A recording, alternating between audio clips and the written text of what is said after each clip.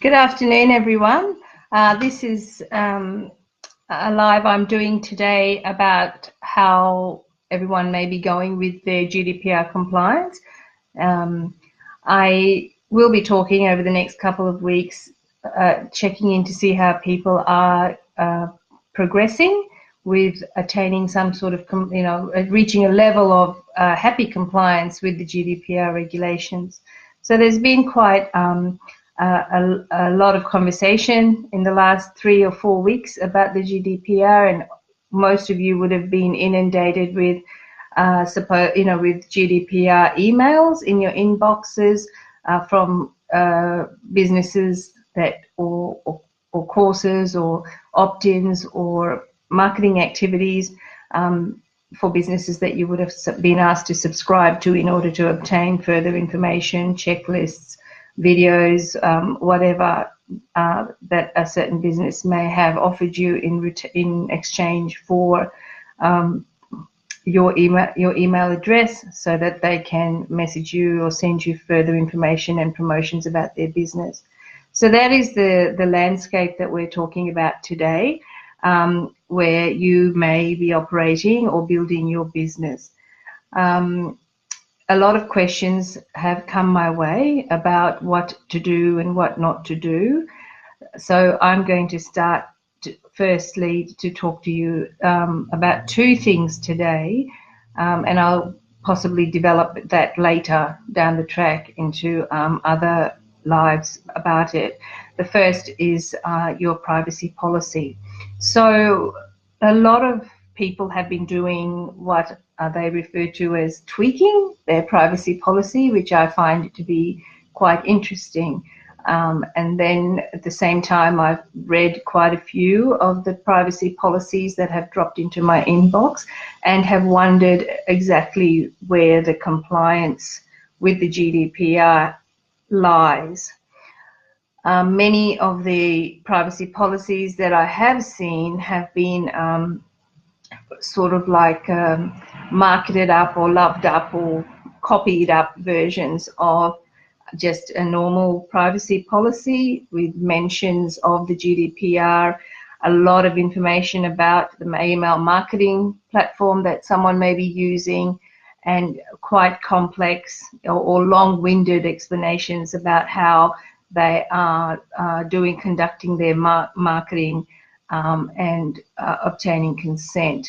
What I have not seen consistently is any notice of what the GDPR actually requires your privacy policy to look like.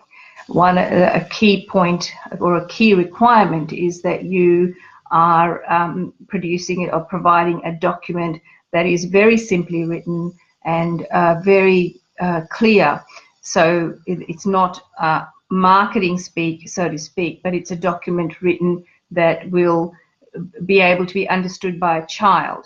Now, the GDPR refers, it covers, applies to information collected from people as young as 13 years old. So you are not, the regulations require that you have a document that is written in very plain language, that is not covered with a lot of marketing copy that makes the document sound funny, amusing, over the top with personality, or indeed make fun of the GDPR regulations, because it is quite an important and serious undertaking on behalf of a business to protect the information of the people that are subscribing to receiving information from them.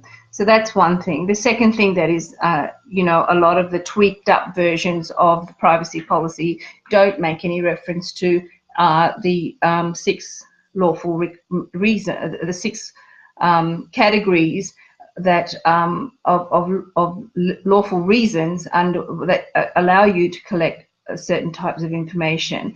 So the privacy policies do need to refer to that. That is a requirement of having a GDPR compliant privacy policy. So if you're tweaking and you've got a very noisy document and you haven't covered lawful purpose, then already one would question as to how compliant your privacy policy actually is. Then there's also other requirements as well, and that is to have to look at your cookies policy and to work out what type of information and to what extent you need to have explicit consent from your users to, you know, for the use of cookies on your website. So that's quite a big area, and that's something that you need to you know, address in your GDPR compliant policy. These are the things that I feel have been kind of overlooked in the vast majority of small business GDPR supposedly compliant policies that have been sent to me in my own inbox as updated policies, and therefore I need to read them. I have read them, and these are the things that have really been lacking. So my advice to you is please go back to the regulations and have a look at what is actually required of you in having a GDPR compliant privacy notice or policy for your website before you go down the road of tweaking it. Otherwise, it's just perhaps a better idea to get it done by someone, drafted properly by someone who is knowledgeable of the regulations and is aware of what needs to go into a GDPR compliant privacy policy. Then the second part of this journey towards compliance that I'd like to talk to you about today is your email marketing. So I've had a lot of questions about, do I need to message everybody in my email marketing list? There's a couple of things. Quite a few of us, and me included, we failed to, I guess, where we overlooked in when we created our email marketing and our opt-ins to collect information in relation to the location of the person subscribing. So one suggestion I would make to you now is that you add that to your information request or your data request forms where you're asking for the name and the email address. Please add a location box so that you're able to at least segment successfully down the track if you need to for reasons such as sending, you know, particular types of information that may be relevant to particular regions and jurisdictions. So moving forward, that's a good thing to do, is to make sure that you do try and get location information where possible. I've had a lot of questions too about whether or not you should be emailing everybody on your list. It's good business practice to get a GDPR compliant privacy policy customized for your business about how your website works, what analytics you're using, what information you're collecting and why you're collecting that information and the lawful purposes behind it. So that's step number one. Step number two is to, because you now have an updated privacy policy, everyone needs to be notified that you have updated this important document for your business. So yes, in that regard, you do need to email everyone in your list with your updated policy. Whether or not you need to ask them for consent to remain on your mailing list depends on how you obtained consent in the first place. So go back and have a look at all your opt-ins. Now, if you have gone back to the regulations and looked at how consent should have been obtained for the marketing activities or the reasons that you have collected the information, and you were compliant already, then it's quite likely that you don't have to seek fresh consent, even with your EU clients. It's just for some people, it's just easier to do it all again, and ideally, I mean, if you were to think from a higher purpose level, it is a good idea, because then you're actually going to be getting people subscribing back in who really want to do business with you. There is the list, though, that you lose a large chunk of your list. So you need to understand that the email marketing thrust of it is heavily skewed. The regulations are heavily skewed towards your user to enable them to have more meaningful interaction with those people that are seeking to interact with them in the online business world. So it's trying to balance it's trying to, the regulations are looking at balancing the, I guess, the benefits of the information highway between the user and the collectors of the information. So yes, you may lose a chunk of your list if you are seeking fresh, if you haven't sought fresh consent and now you are in a position where you need to seek fresh consent. But having said that, though, moving forward, you'll be building a list that is more aligned with your business, with people who are willing to be engaged with your business, and that can only be a good thing.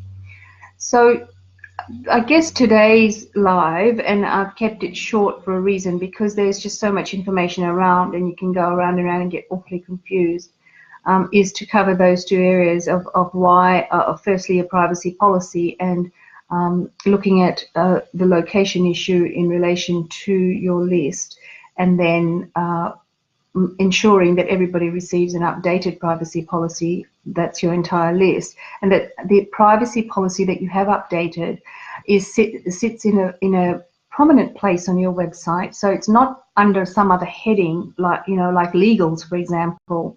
It needs to be as a separate heading in reasonably large font so people can see it on your homepage and on the footer prominently of all your other pages on your website. Another Facebook Live, I will discuss the cookies situation and how expansive or brief you need to be about the use of cookies on your website, and the process around obtaining consent. For example, when would you need a pop-up box that says we use cookies, and how detailed does your cookies policy have to be on your privacy policy itself. So what do you do now if you have started looking at compliance for your business?